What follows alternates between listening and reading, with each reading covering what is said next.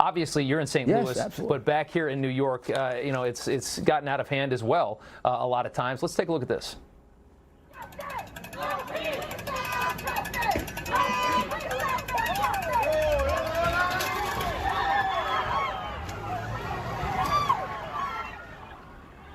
You know, from the video, you see it there, a car ramming through a crowd. We can't tell what happened beforehand, but as you look at this, they're trying to find the car now. Could this somehow be justified? If people were, and we don't know this, if they were attacking the car, could that be justified?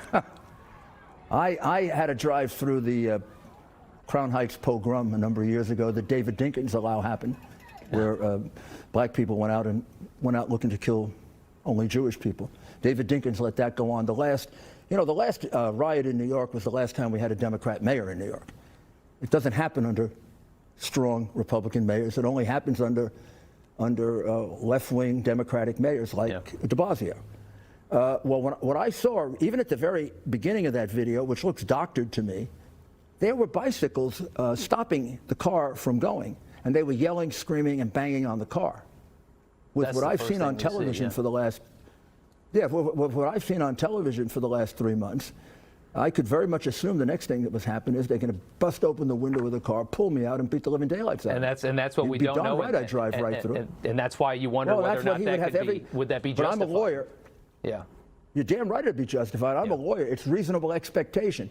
What could I reasonably expect these wild men who are yelling at me and banging on my car are going to do to me? Give me a kiss? I'd have to be a fool. Yeah.